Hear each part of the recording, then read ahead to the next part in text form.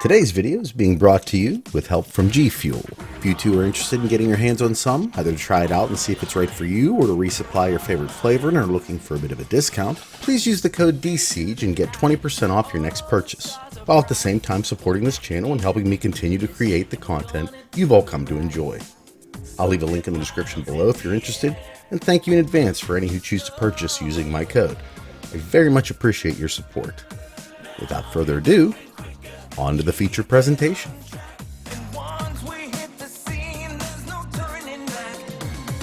It's December 31st, 1999. Let's say goodbye to the old year with a track you all know and love from global sensation Online.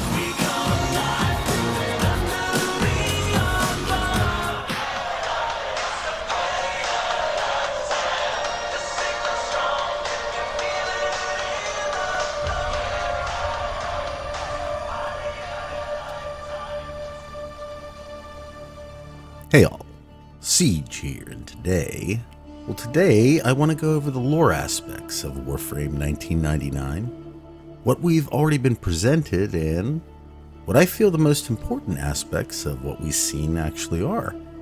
And I have to be honest, that's not an easy choice because there's a lot going on here, especially if you add in the information that was offered both days before Tennocon, as well as what we can ascertain from the newest characters in Warframe, the Hex, all residing within the mall at Halvania, the area that will undoubtedly be the hub for the 1999 update, and a really cool place in its own right. If you're as old as I am, much of the imagery will feel right at home. The old mall feel, where you could spend a whole day with your buddies. I'd be lying to say a part of me doesn't miss those days in real life. Heck, I'll even say the way the mall looks now is probably closer to what most of the ones in my memory actually look like in the present, so crazy how real this whole thing is feeling already. And then there's the whole week-long party that went on after Tennocon. And if you made an appearance, you might have been lucky enough to even come across a stage full of dancing embers. And it's real nice. Let's just leave it there. Right off the bat, we get an interesting message. It's New Year's Eve, 1999, and that's important because it would mean the events we are about to witness happen shortly before what's shown during Whispers in the Walls, as that occurs right before midnight on the very same day, meaning at that point, Arthur was already having a day. The Hex, as they are known, consist of human variants of the Warframes Excalibur, Trinity, Mag, Volt, Nyx, and a new frame known as Site-09. Site-09 just sounds really generic and would be the first frame with a number associated with it. Rhino, personally, would fit in lore-wise much better here, and I want to stress that the existence of a new frame, one we've never seen, lends itself strongly to the idea that these are entirely new Warframes, potentially ones that Ballas has nothing to do with whatsoever, only in the fact that Entrati brought his Helminth strain from the future to utilize within the volunteers he describes in his lost notes. I went among the denizens of the plague year like a savior, my hands filled with healing. To those who volunteered, I brought more than mere health. Their bodies were primed. It needed only the Helminth infusions brought from my own time to work the alchemy of transformation. They have become partial Warframes, still in possession of their free will, yet enhanced, void-attuned, capable. Their humanity may not last. My deliverance may yet consume them, the human swallowed up in the sacred beast. And if my wayward disciples turn on me... Hold up! Hero boy. You're going after Dr. E all by yourself. Yeah. You're not going without backup, Arthur. Forget it. Yeah, I bet you didn't even pack a med kit. I'm coming too. Guys, it won't be like last time, I promise. What words of comfort shall I have beyond? This is the bargain we have made. Through our sacrifice, history will be saved. This, of course, will be something that will hopefully be clarified during the quest, but for now, Arthur appears already connected to a vessel our Tenno can transfer themselves into, although, as I'll explain over the course of the video, who's responsible for this may have changed somewhat depending on how you originally interpreted this part in particular.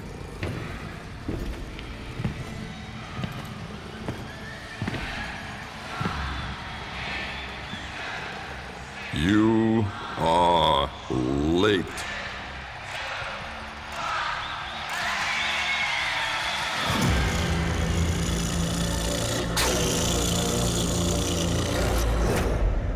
Now, in the beginning, Arthur hears a very familiar sound and is visited by the same hand our drifter was during the Duviri paradox, the seemingly severed hand of the Lotus portrayed during the New War, although she's not the only one who has worn this hand and, let's say, made things happen with it.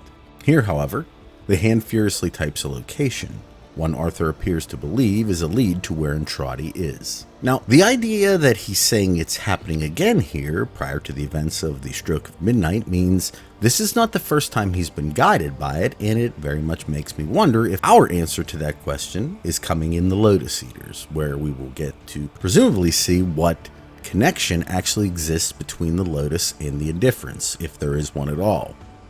For now, though, Arthur decides to act on this data, looking for his keys to the Atomocycle we'll be getting and will apparently be able to use pretty much anywhere. And now I can fully retire my K-Drive. Thank the void. The back and forth we see between these characters acts as a kind of introduction to their little band, all of which seem intent on finding Albrecht and Trotty, and not in a good way.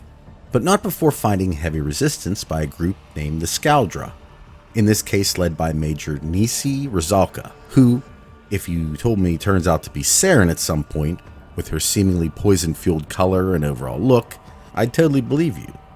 She's apparently working for the Doctor, and I'd like to point out here the spelling of it matches up to how he is portrayed in one of the tweets leading up to Tennocon, showing the walls of this area is designed with posters of Entrati's visage and Orokin language graffitied all around it. For this one in particular, when translated, well, let's just say they don't necessarily make the picture any prettier. In fact, the eye we were first shown on the Palm 2 in Whispers appears to permeate the expanse of this entire location, potentially symbolizing that he sees everything. Keep this, as well as his countless depictions in this particular pose, in mind for later, as it will become increasingly relevant. Now, this is probably where my favorite aspect of what we've been shown resides, although it is something that could have just appeared to be a thing and won't necessarily transfer over to what we actually get in the end. It's the gameplay that looks similar to another franchise I've really enjoyed, Remnant and Remnant 2. One thing I feel is missing from Warframe is an area where gunplay feels consequential. Usually the weapons are either so overpowered that they one-shot everything, or they don't kill fast enough to outlast the incoming damage by overpowered swarms. So, at least from what's been shown here, it has a very similar feel to Remnant in that regard. If this turns out to be how it actually is, I think this will even benefit what I believe to be Warframe's biggest weakness, its boss engagements, as the one we're seeing here, it's very Remnant-like, and thus, if you've ever played that game, you'll know why I'm looking forward to this in particular. Fingers crossed? Now, Arthur is most likely trying to make his way towards the address the phantom hand typed on the earlier screen in a font way too large for anyone's tastes, which appears to be at or within something called the Tech Rot. Whereas this could be an actual named area, it may also be what in this time is just an infested saturation, and I'd like to point out that even Arthur calls this iteration of what we're looking at the Infested. This interaction and the special introduction during Tennocon of James Conlon leads me to believe he will have a larger part in this update than just a few lines of dialogue. And I wouldn't be surprised if this machine or another in the city, just like it, doesn't change into something far more dangerous during the 1999 campaign.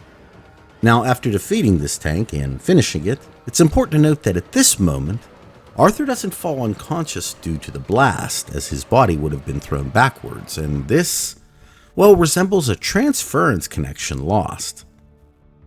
He is reinvigorated by what we learned earlier is his relation, Eleanor, and is at least at this point offering an in-story reason for why bodies of their frames look so similar, which I think is a cool touch in the end. Now, after waking, Entrati and Kalimos appear. He leads us deep into what appears to be a familiar mass transit station and attempts to, as Amir calls it, control the tech rod. How much this variation of the infestation can be manipulated by us is not yet known, but it is exciting to consider its possibilities, given how detrimental the effects appear to be when failing to do so. Arthur again feels a tug at his psyche to find what can only be described as a helminth, similar to the one we have on our own orbiter, but mutated, transformed into a hideous maw. It seems as though this helminth produces a doppelganger of his frame, but curiously enough, it dons a helmet and by all rights, appears to possess the same skill set as Arthur. They lock swords in an epic climax, and we are instantly transported back to the origin system, but from an indeterminate amount of time, now piloting our railjack, and Sai greets us with an all-too-familiar line. Tenno, welcome back. What took you so long? It's here we learn that Arthur's earlier actions in attempting to control aspects of the tech rot has introduced a literal coda worm. And while I'm not an expert here, this coda is a kind of software where data acquisition is facilitated through multiple inputs or programs, allowing for a kind of amalgam integration of what is taken in to produce an output, or essentially whatever one is attempting to collect as a combination of it. And that's in the best layman terms I can put it. But what's important here is it very much mimics how the infested and helminth specifically function, taking in raw materials and repurposing them in a similar way. Continuing further, we come to a stadium, apparently only very recently manifested from Arthur's time, something that should horrify pretty much anyone who understands the context of what we're seeing. We come to find that we can literally change ourselves in mission with any of the proto-frames, should we be using their origin system counterparts. As we make our way to center stage, the undeniable truth of the campaign confronts us. The boy band from 1999 have shown up in their infested variations, our introduction to infested liches, and I'd be remiss to not see a bit of similarity here with another of my favorite boy bands.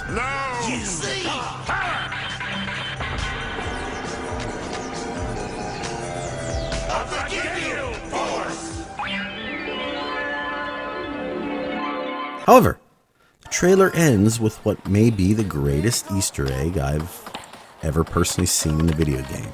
And yeah, I'm biased, but for those of you that haven't figured this out yet, the song, Party of Your Lifetime, is the literal integration of this boy band, which in fact is the tech rot, into society.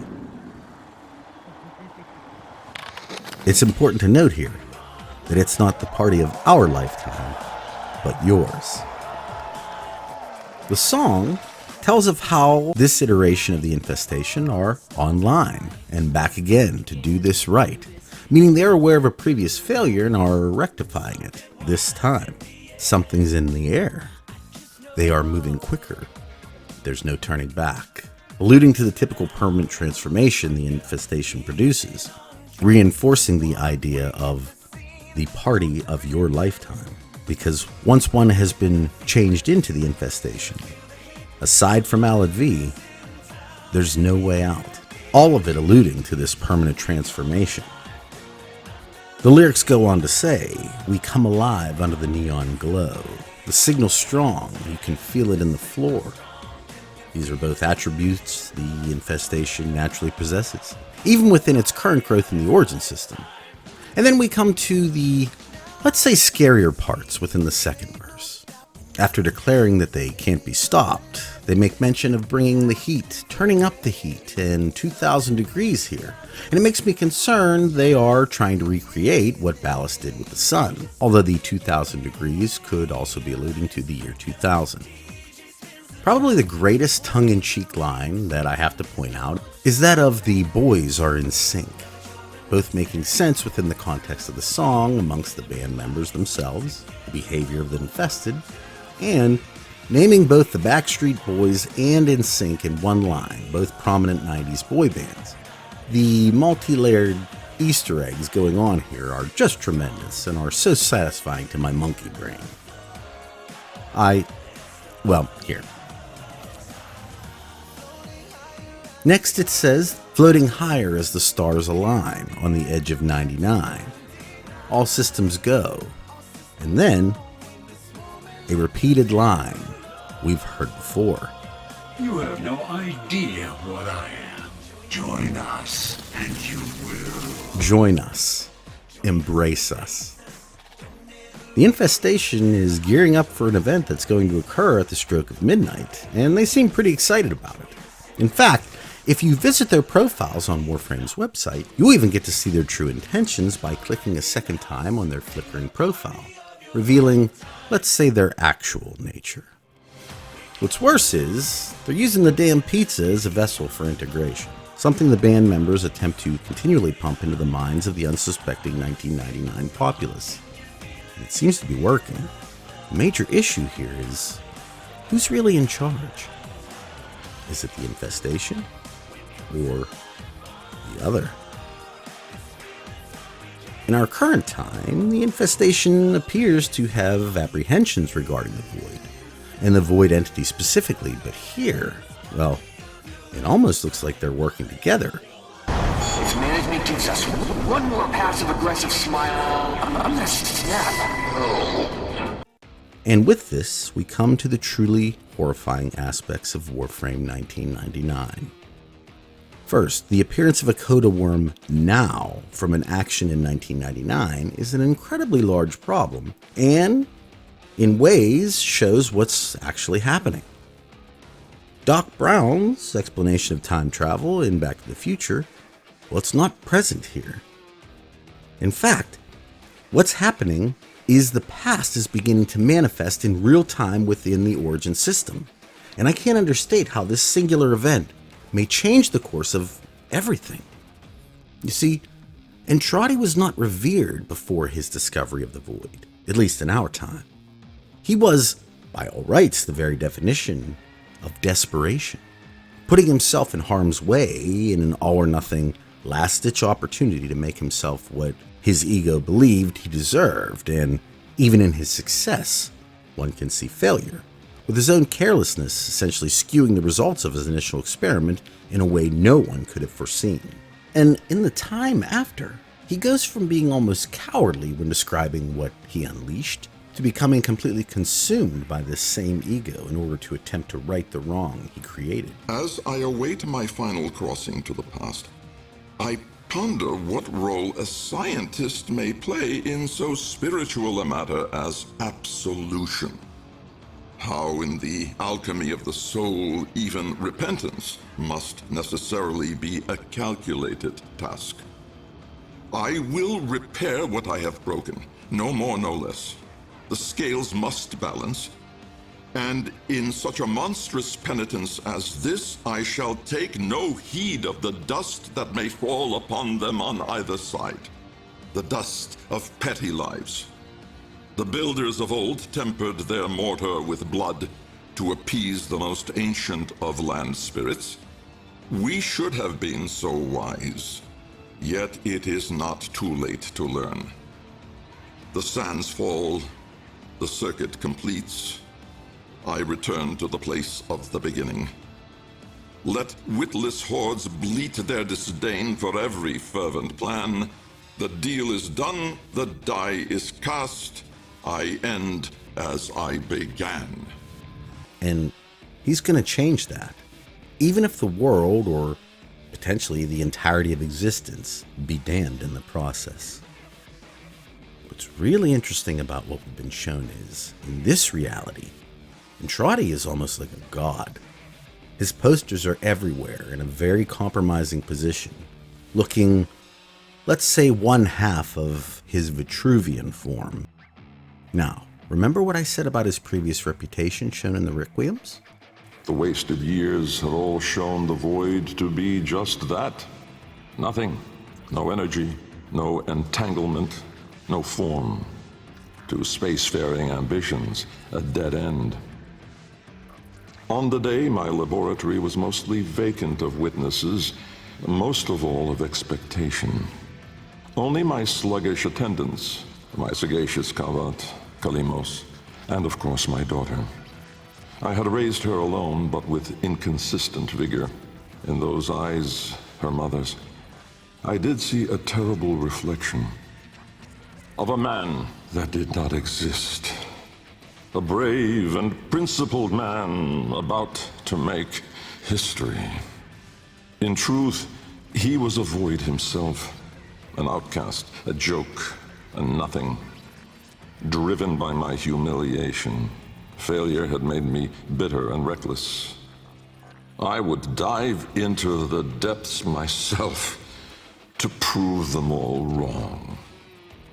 Well, my friends, if I'm seeing this correctly, he is trying to change the literal history of the Warframe universe. And from this, it very much appears as though he's trying to rule everything. Like a crownless king, clad in gold, a pallid or pale beast licking his hands. This appears to be Entradi's endgame, to potentially take over the universe, not just before the influence of the Void, but maybe even before the Orokin themselves?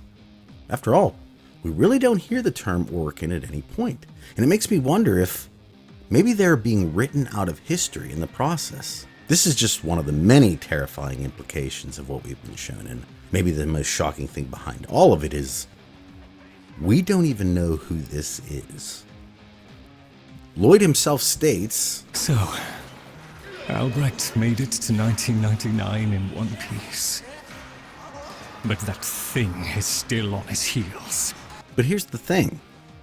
I don't think this person is at any point Albrecht Entradi, although we're not supposed to know this.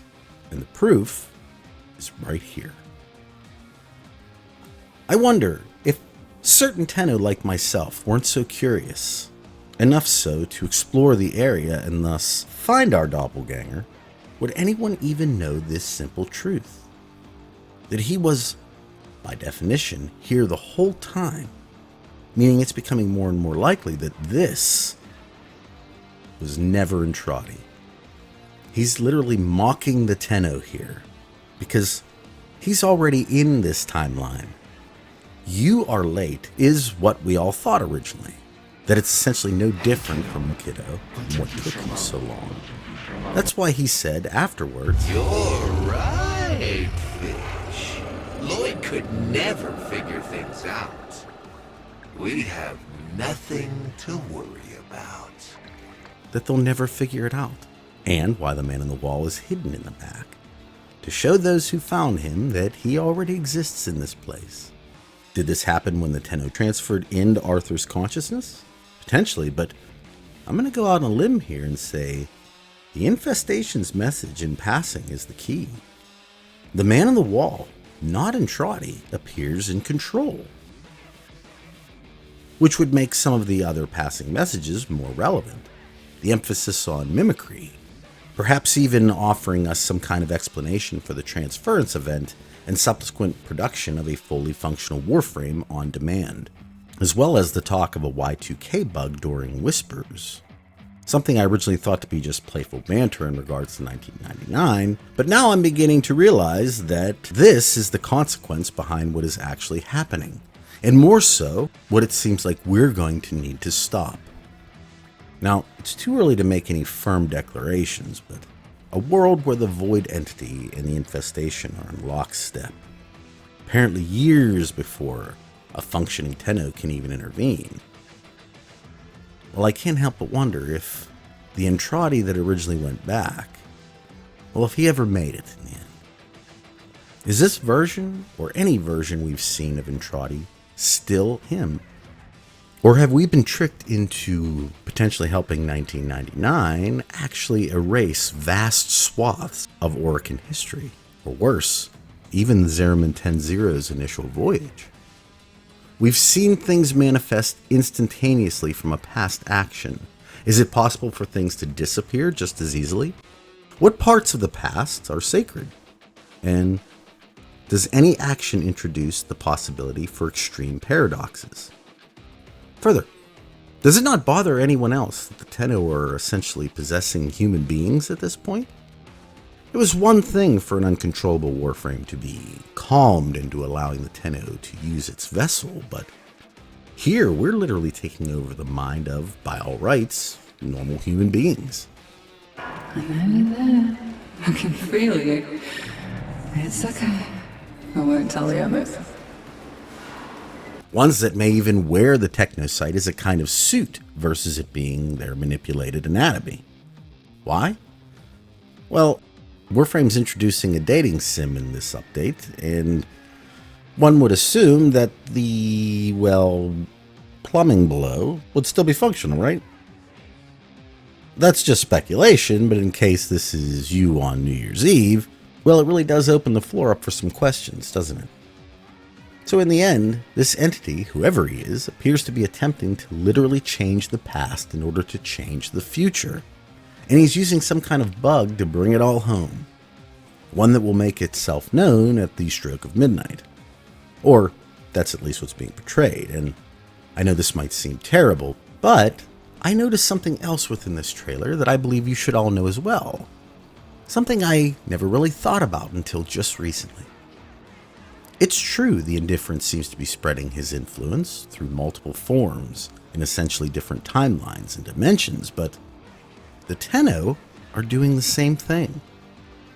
We are also gathering an army of our own kind of twins, aren't we? We already have the existence of the Drifter, and now Arthur is becoming a kind of surrogate for our mind as well. Something I believe all the proto-frames will essentially allow.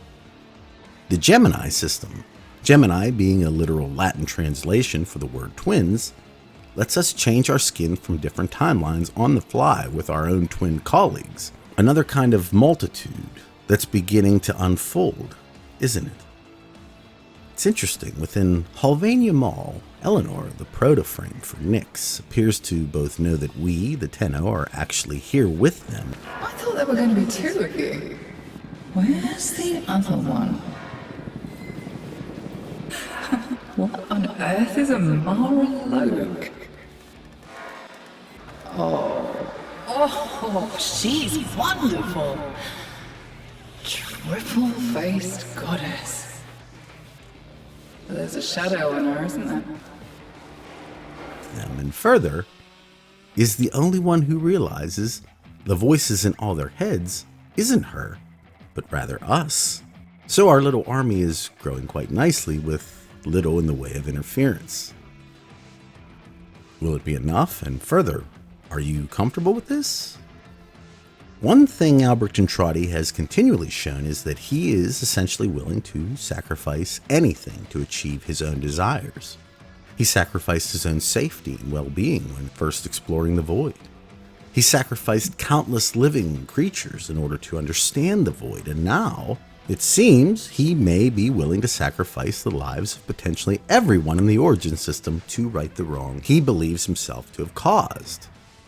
Is he every bit the monster he appears to be attempting to counter? Or is the entity we're dealing with the other? I suppose we're going to have to party like it's 1999 to find out, huh? With that being said, I hope you enjoyed today's video, and it got you thinking about all the really messed up implications of what we've been shown are. And let me leave you with what I think might be the scariest part of the entire reveal.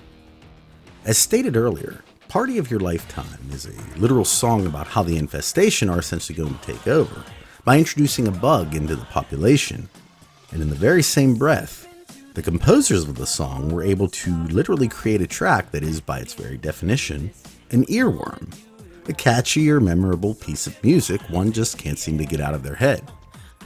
I can't stop hearing it personally, and while I think the song is great, the fact that Keith Power and Matthew Chalmers, the composers of the track, can literally fourth wall break this song into my brain is, well, let's just say it's concerning. This bug is already out there, and I'm guessing the vast majority of you are just bumping your head to it like I am, allowing the song's message to freely roam around in your brainscape and do, well, whatever it was programmed for. Are you scared now? It's very possible a second video may be warranted at some point, digging deeper into all the Proto-Frames dialogue from them all, as there's some real interesting stuff there. But for now, I wanted to get this out and see what you all think. Is it time to worry in the Origin system? Well, I leave that up to you, my friends. At any rate, I hope you all have a wonderful day today, a wonderful rest of your week, and I'll talk at you all in the next one. Take care, everybody. Bye.